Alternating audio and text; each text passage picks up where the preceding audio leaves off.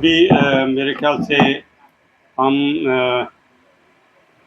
बुलाना चाहेंगे, हमारे बीच में बैठे हैं जनाब गुलदेव राज Bhagat ji, retired IAS officer, जो जानी मानी पर्सनैलिटी हैं, सारे लोग उनको जानते हैं। तो मैं उनको चाहूँगा कि अपने विचार रखें। आज के चीफ गेस्ट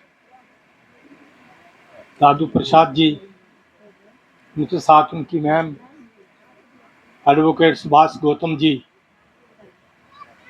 इस पंडाल में बैठे मेरे भाई बहनें बच्चे, सबको जय भीम।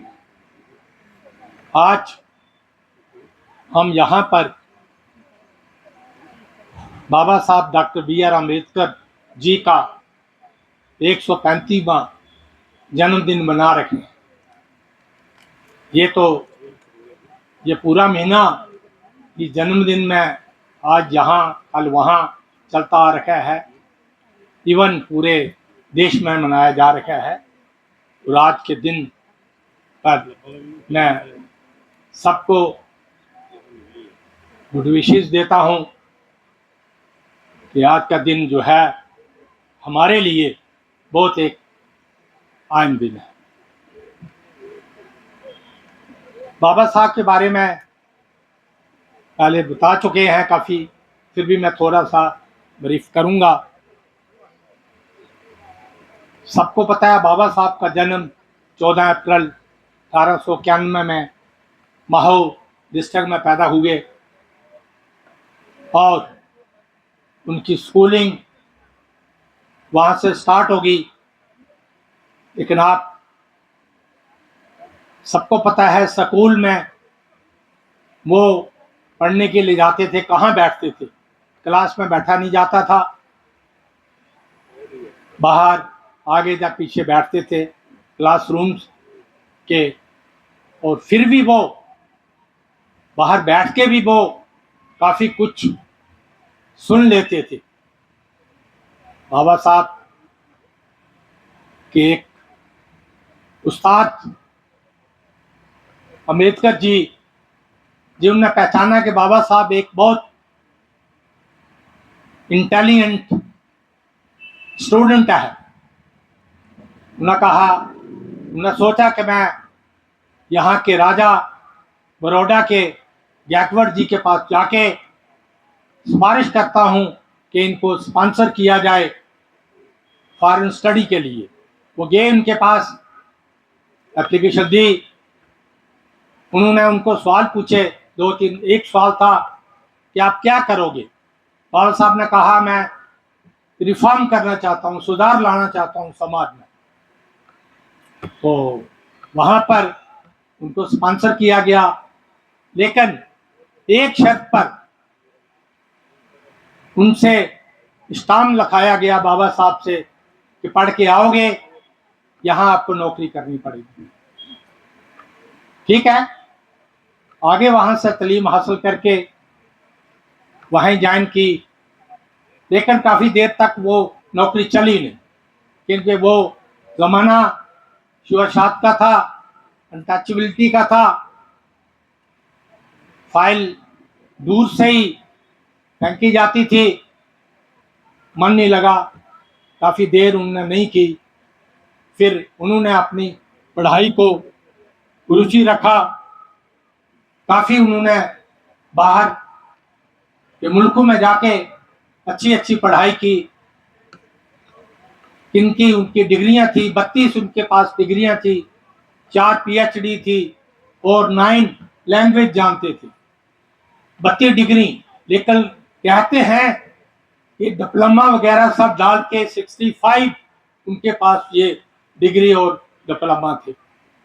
इस वन ऑफ द हमारे देश में सबसे ज़्यादा पढ़े लिखे आदमी थे और वर्ल्ड में 6वें नंबर पर आते थे। बाबा साहब हमारे देश के पहले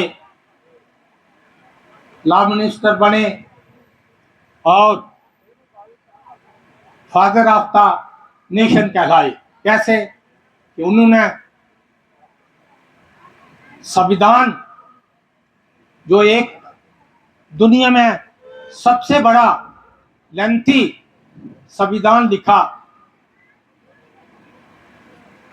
उस कमेटी में 7 आदमी थे, लेकिन 7 आदमी थे कमेटी में, लेकिन रहते रहते 2 ही आदमी रह गए।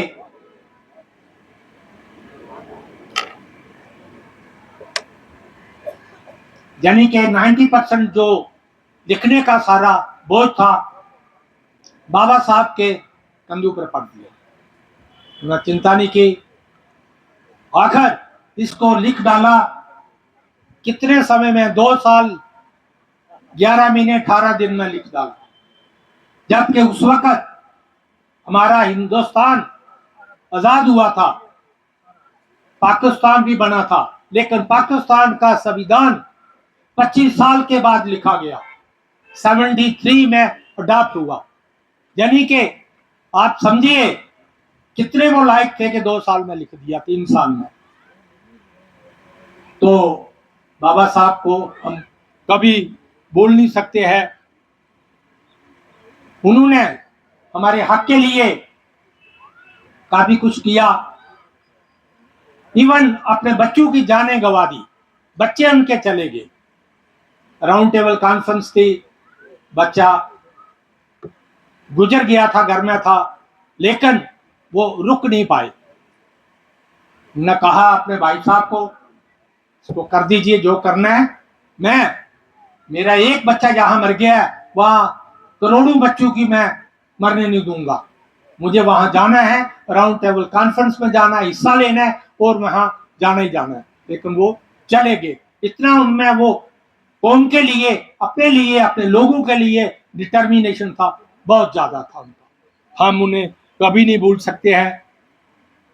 वो तो उस वक्त नोबेल प्राइज के हकदार थे, लेकिन फिर भी उनको हमारी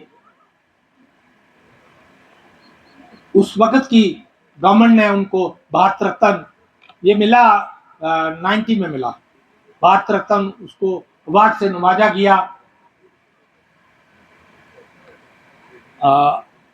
बातें तो काफी लोगों ने बोलना भी है। बाबा साहब ने रिजर्वेशन दी, हमें नौकरी मिली, सब लोगों को नौकरी मिली। नौकरी के बाद हमने मकान भी बनाए, गाड़ियां बनाई। यार उसके बाद करना क्या? हमारा क्या फर्ज है?